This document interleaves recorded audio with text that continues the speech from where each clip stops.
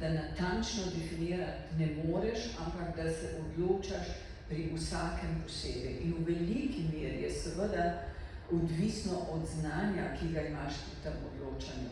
In to znanje se opaža zadnje leto, da je vedno večje. Vendar mi poskušamo, in zadnje čase imamo veliko klicev, da tudi če na tej prvi stopni, se pravi, kot je zdravnik gleda neko omejitev napiše, govorimo o zdravniku specialistu medicine dela, imaš možnost pritožbe.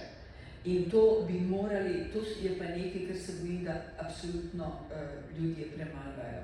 Možnost pritožbe na posebno zdravniško komisijo, ki je pa seveda sestavljena iz strokovnjakov na tem področju in je verjetnost in obravnava tudi bolj specifične probleme.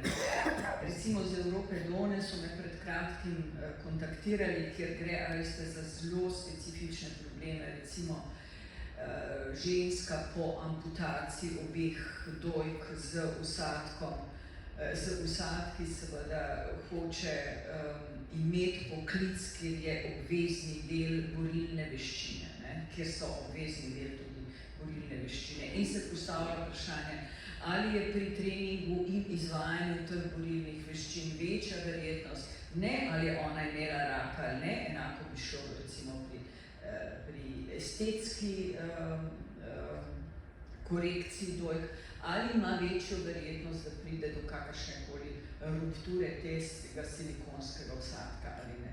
Veste, in to tukaj odločaš, zdravnik se odločil, da je večja verjetnost na prvi stopnji.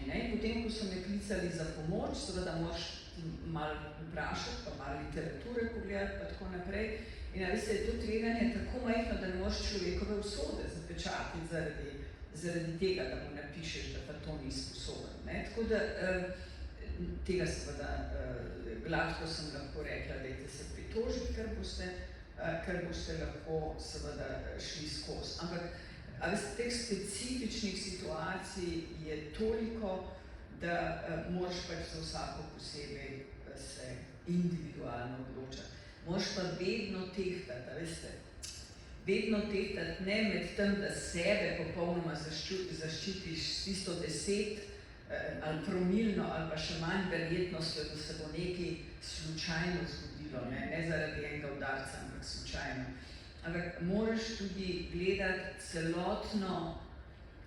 celotnega človeka, kaj mu boš ti s tem povzročil, ko mu boš napisal, da ni sposoben. Se pravi, da mu vzameš neko kariero, vzameš mu možnost napredovanja, vzameš mu življenjski smisel in tako naprej. In včasih moraš tehtati, ne včasih, ampak praktično pri vsakem človeku. Tako da jaz osebno se nikoli ne vežem samo na diagnozo, ampak na človeka v celoti, njegovo zavzemanje.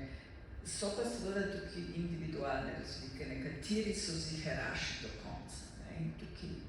Ampak imamo možnost pritožbe, to je vse, kar vam lahko